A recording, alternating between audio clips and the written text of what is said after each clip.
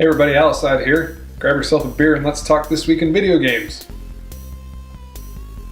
Alright, hey everybody, welcome back to the show. Thank you very much for joining me again. I do appreciate it. Yes, it is in fact me. I shaved and got a haircut since last time I talked to you guys. Let's get into some of the stuff that I missed after we took a bit of a break there for the Thanksgiving weekend. So, let's just get straight into it. Now, of course, you know that I have to talk about the Persona announcements since that landed on the weekend prior to Thanksgiving, and I didn't make a video, so I didn't get to talk about it at all or react to it. We know Persona 5 has been confirmed, even though we knew it was happening in some capacity. We got a new 3DS game coming also called Persona Q Shadow of the Labyrinth. It's sort of like a chibi style, super cutesy aesthetic type thing that combines both Persona 4 and Persona 3 characters. That's going to be like a dungeon crawler. I'm thinking probably along the lines of like Etrian Odyssey, maybe, with dungeon crawling and maybe map making or something along those lines. Even though it's super cutesy looking and it's not really my style game, I'll probably still end up playing it just because I love the Persona 4 cast so much. And seeing them interact with the Persona 3 cast will be a lot of fun too, I think. So in addition to the traditional RPG style games, we're also getting two spin-off games, one of which is a sequel to one that already exists, and that's the Persona 4 Arena game. And the sequel is going to be called Persona 4 Ultimax Ultra Suplex Hold. So the sequel is going to be adding 3 new playable characters to the wide cast of characters that are already available. And it looks like they're also going to be including the shadow versions of some of the characters. So there's going to be quite a bit of a roster increase to this next one. Hopefully they change the name around a little bit because I'm never going to be able to remember that entire title when I'm talking about it in the future. The other spin-off that we're going to be getting is a rhythm game. It's called Persona Dance All Night Edition or something like that. That one's going to be coming to the PS Vita.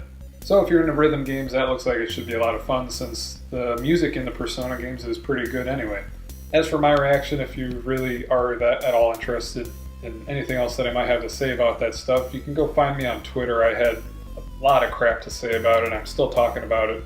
Unfortunately, we don't really have that many details on Persona 5 right now, other than that bright red screen with the folding chairs and the ball and chain stuff. So hopefully we get more information on it. Supposedly they're going to be releasing it winter of next year, and that's in Japan. So we might not be seeing that here in the US maybe until 2015. Alright, moving on. Remember a while back I was talking about Sega 3D classics that were supposed to be ported to the 3DS? Well, they finally actually got around to doing that. And we had 2 releases last week and 2 this week. Last week we had Space Harrier and Super Hang-On. And this week we got 2 more high-profile games, which were Altered Beast and Sonic, the original Sonic the Hedgehog.